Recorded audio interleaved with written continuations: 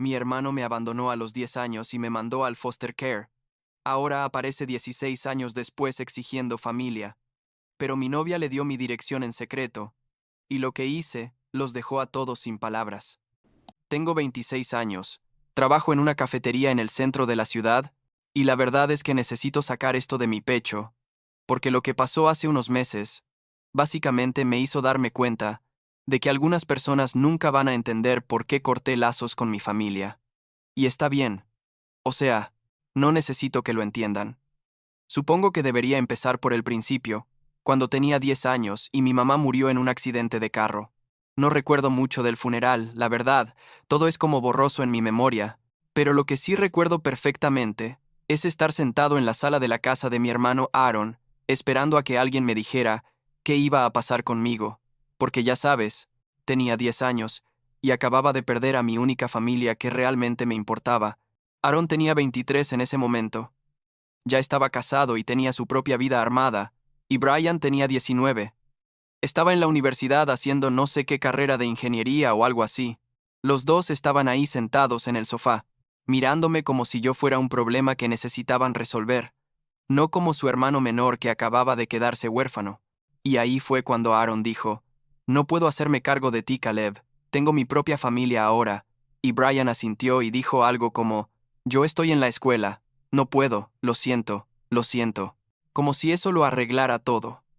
Como si disculparse hiciera que estar a punto de ser mandado al sistema de cuidado temporal fuera menos aterrador para un niño de 10 años.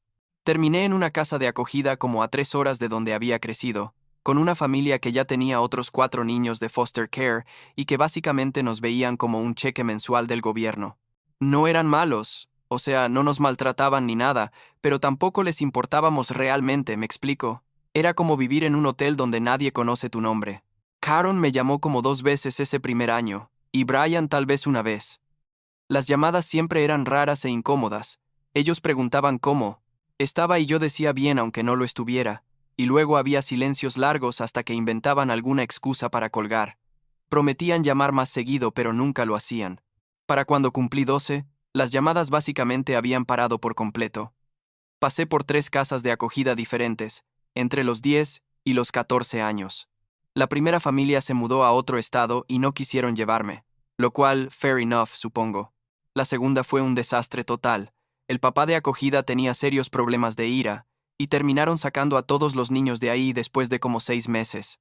La tercera casa fue donde conocí a los Harris, y honestamente ellos salvaron mi vida en muchas formas.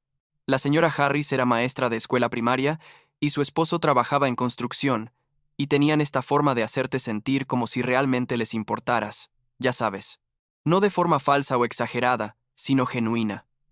Me quedé con ellos desde los 14 hasta que cumplí 18 y salí del sistema. Durante esos años con los Harris intenté no pensar mucho en Aaron y Brian. Era más fácil simplemente actuar como si no existieran, como si siempre hubiera estado solo.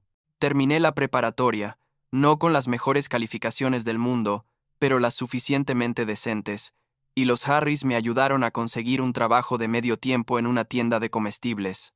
Cuando cumplí 18 toneladas étnicamente, ya no era responsabilidad del Estado, y aunque los Harris me dijeron que podía quedarme con ellos un tiempo más mientras descubría qué hacer, yo sentía que ya había sido suficiente carga para ellos. Así que conseguí un roommate, un tipo llamado Josh, que también había estado en foster care, y rentamos un departamento pequeño en la parte no tan bonita de la ciudad. Los siguientes 2 años fueron tipo sobrevivir básicamente. Trabajaba turnos dobles en la tienda. Josh trabajaba en un restaurante. Y dividíamos la renta y los gastos lo mejor que podíamos. No era glamoroso para nada, pero era mío, o sea, mi vida, mis decisiones. Nadie podía mandarme a otra casa o decirme que no me querían. Cuando tenía 20 decidí que necesitaba un cambio completo, como borrón y cuenta nueva. Ahorré lo que pude por varios meses, empaqué mis cosas, que no eran muchas la verdad, y me mudé a una ciudad a como 5 estados de distancia sin decirle a nadie excepto a los Harris, porque ellos sí merecían saberlo. No les dije a Aaron ni a Brian porque... ¿Para qué? No habíamos hablado en años, y no era como si les importara dónde estaba.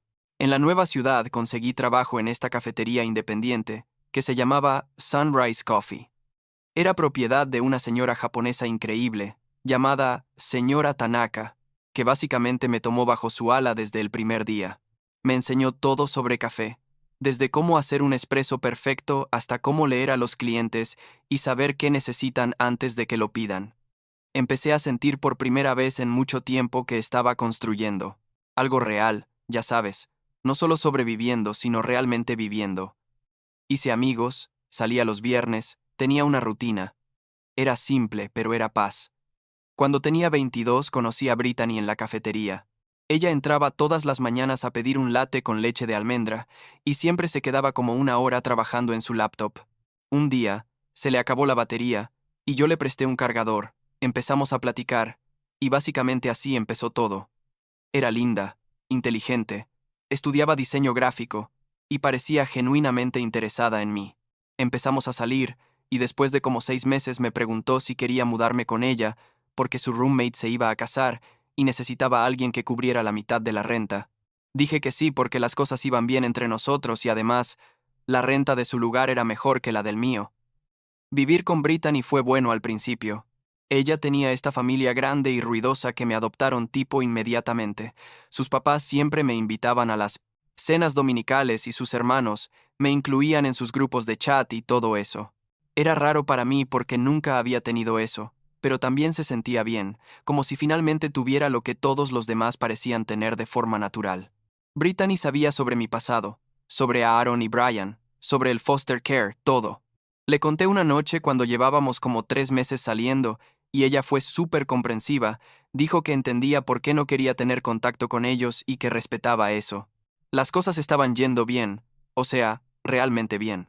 Llevábamos casi 2 años juntos. Yo había conseguido un ascenso en la cafetería a gerente asistente. Estábamos hablando de tal vez adoptar un perro, cosas normales y bonitas, y entonces una noche estoy acostado en la cama checando mi teléfono antes de dormir y veo un mensaje de un número que no reconozco. El mensaje decía: «Hey Caleb, soy Aaron. Sé que ha pasado mucho tiempo, pero realmente me gustaría hablar contigo. ¿Podemos vernos?» Y yo me quedé ahí mirando la pantalla, sintiendo como si alguien me hubiera tirado agua helada encima. No había hablado con Aaron en más de 10 años, tipo literalmente más de una década sin una sola palabra, y de repente aparece con un «hey» como si nada. Mi primer pensamiento fue: ¿cómo diablos consiguió mi número? Había cambiado de teléfono cuando me mudé a la nueva ciudad, específicamente porque quería empezar fresco, y el único número que le había dado a alguien de mi vida anterior era a los Harris. No les respondí esa noche, solo apagué el teléfono y traté de dormir aunque no pude. Al día siguiente le pregunté a Brittany si ella tenía algo que ver con Aaron teniendo mi número. Ella se puso toda defensiva inmediatamente, lo cual ya me dio mala espina, y después de como 10 minutos de evasivas, finalmente admitió que sí, que Aaron la había contactado a través de Facebook hacía como un mes, que le había explicado toda la situación, desde su perspectiva, y que ella pensó que sería bueno para mí reconectar con mi familia, que sería bueno para mí, como si ella supiera que era bueno para mí, mejor que yo mismo. Le pregunté por qué no me lo había dicho, y ella dijo que sabía que yo me iba a enojar, y que pensó que si Aaron me contactaba directamente, tal vez yo estaría más abierto a escuchar. Me enojé, obviamente, pero traté de mantener la calma y explicarle por qué lo que hizo estuvo mal. Le dije que esa información era privada, que yo había decidido conscientemente no tener contacto con Aaron y Brian por razones muy válidas, y que ella no tenía derecho a tomar esa decisión por mí. Brittany empezó a llorar y dijo que solo quería ayudar, que su familia era lo más importante para ella y que no podía entender cómo yo podía vivir sin intentar arreglar las cosas con la mía. Y ahí fue cuando me di cuenta de que ella nunca realmente había entendido. Para ella, familia era esta cosa sagrada inviolable, y no podía comprender que para algunas personas familia es la fuente de su trauma más grande. Aaron siguió mandando mensajes. Cada 2 o 3 días llegaba otro. «Hey, Caleb, sé que estás viendo estos mensajes. Por favor, solo dame una oportunidad de explicarme. Brian y yo realmente queremos reconectar contigo». Yo los ignoraba todos, pero sentía como si mi espacio seguro hubiera sido invadido, ya sabes. Esta vida que había construido tan cuidadosamente, donde nadie de mi pasado podía encontrarme. De repente tenía una grieta. Y Brittany seguía insistiendo en que debería al menos escuchar lo que Aaron tenía que decir, que tal vez habían cambiado, que la gente merece segundas oportunidades. Después de como 2 semanas de esto, le dije a Brittany que necesitábamos hablar en serio. Le expliqué que lo que ella hizo fue una traición masiva de mi confianza, que no importaba cuáles fueran sus intenciones y que yo necesitaba espacio para pensar. Ella se alteró mucho y dijo que estaba exagerando, que solo quería que yo fuera feliz y que estaba siendo dramático. Dramático. Esa palabra me molestó más de lo que debería porque era exactamente el tipo de cosa que invalidaba completamente cómo me sentía. Terminé con ella ahí mismo. Empaqué mis cosas esa misma noche, me quedé en el sofá de un amigo del trabajo por una semana, y luego encontré un estudio pequeño que podía pagar con mi salario. La ruptura fue complicada porque trabajábamos cerca uno del otro y teníamos amigos en común, pero lo más molesto fue que los papás de Brittany aparecieron en la cafetería como una semana después, tratando de hablar conmigo. La señora Tanaka les dijo que no podían quedarse si no iban a ordenar algo, y ellos ordenaron 2 cafés que no tocaron y se sentaron ahí por una hora tratando de convencerme de que estaba cometiendo un error, que Brittany me amaba, que las familias cometen errores pero se perdonan. Yo solo seguí trabajando, y eventualmente se fueron cuando se dieron cuenta de que no iba a responder. Pero las cosas empeoraron porque como 2 semanas después estoy llegando a mi departamento, después de un turno largo, y Aaron está ahí, parado afuera de mi puerta. Y cuando digo que sentí pánico, lo digo en serio. Tipo, mi corazón empezó a latir súper rápido, y mis manos empezaron a sudar. No lo había visto en persona en más de 10 años, y ahí estaba, más viejo obviamente, con algunas canas en las sienes, y más peso encima, pero definitivamente Aaron. Me vio y dijo, Caleb, por favor, solo dame 5 minutos. Y yo le dije, ¿cómo supiste dónde vivo? Y él admitió que Brittany le había dado la dirección antes de que termináramos. Le dije que se fuera. Él empezó con toda esta historia sobre cómo lo sentía mucho, que había sido joven y estúpido, que no sabía cómo manejar la situación cuando mamá murió, que Brian y él habían hablado mucho sobre mí a lo largo de los años, y se sentían terribles. Yo solo repetí, vete por favor, porque no confiaba en mi voz para decir más sin quebrarme. Aaron dijo que entendía que estaba enojado, pero que la familia era importante, que mamá hubiera querido que estuviéramos juntos. Toda esa basura manipuladora. Entré a mi departamento y cerré la puerta sin decir nada más. Él se quedó afuera como 10 minutos tocando ocasionalmente y diciendo mi nombre, pero eventualmente se fue. Esa noche no dormí nada. Seguía pensando en todo, en tener 10 años y sentirme completamente abandonado, en las casas de acogida, en todas las veces que necesité a alguien y no había nadie. Y ahora Aaron aparecía queriendo jugar a la familia feliz porque supongo que su conciencia finalmente lo estaba molestando o algo así, pero no funcionaba así, o sea, no puedes abandonar a un niño y luego aparecer más de una década después esperando que todo esté bien. El daño ya estaba hecho, el tiempo ya había pasado. Decidí que necesitaba mudarme, otra vez. No era justo que Aaron supiera dónde vivía, que pudiera aparecer cuando quisiera. Encontré otro estudio en una parte diferente de la ciudad. Más caro, pero valía la paz mental. No le dije a nadie mi nueva dirección excepto a la señora Tanaka, porque era mi jefa, y lo necesitaba saber, y le pedí específicamente que no se la diera a nadie por ninguna razón. Ella entendió. Ella siempre entendía, sin necesidad de explicaciones largas. Los mensajes de Aaron continuaron por un tiempo, pero eventualmente pararon cuando se dio cuenta de que yo no iba a responder. Brittany intentó contactarme un par de veces también, pero la bloqueé en todo. Fue difícil, porque genuinamente había pensado que ella era diferente, que era alguien con quien podía construir algo real, pero resultó que ella priorizó sus propias ideas sobre lo que debería ser familia sobre mi bienestar real. Como a los 2 meses de todo ese drama reconecté con Cameron, un tipo que había conocido en una de mis casas de acogida cuando éramos adolescentes. Nos encontramos por casualidad en el supermercado, y él me reconoció primero. Fuimos por unas cervezas, y pasamos horas poniéndonos al día. Cameron también había estado en el sistema. También había tenido familia que básicamente lo abandonó, y entendía de una forma que Brittany nunca pudo. No trataba de convencerme de perdonar a nadie ni me decía que estaba siendo muy duro, solo escuchaba y asentía y decía, sí, hermano, eso es una mierda. Empezamos a juntarnos regularmente, Cameron y yo, y a través de él conocí a otras personas que habían pasado por cosas similares. No era como un grupo de apoyo formal ni nada, solo gente que se entendía mutuamente. Por primera vez en mucho tiempo, sentí que tenía algo parecido a una familia real. gente que elegí y que me eligió de vuelta. No solo gente conectada a mí por accidente de nacimiento.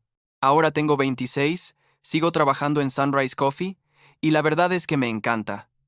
La señora Tanaka me ha estado enseñando el lado del negocio también, cómo manejar inventario, proveedores, toda esa parte administrativa, porque dice que algún día voy a abrir mi propio lugar y necesito saber estas cosas. Estoy ahorrando para eso, poco a poco, y siento que es una meta real que puedo alcanzar. Cameron está considerando entrar conmigo como socio cuando llegue el momento, lo cual sería increíble. En cuanto a Aaron y Brian, no he sabido nada de ellos en meses y eso está bien. No los odio. La verdad, simplemente no tengo espacio para ellos en mi vida. Hicieron su decisión cuando tenía 10 años, y yo hice la mía ahora. Algunas personas probablemente piensen que soy cruel o que estoy siendo rencoroso, pero no les debo a mis hermanos nada solo porque compartimos sangre. Ellos no estuvieron ahí cuando los necesité, y no voy a pretender que eso no importa solo porque ahora les conviene reconectar. La semana pasada un cliente regular en la cafetería me preguntó si tenía familia en la ciudad.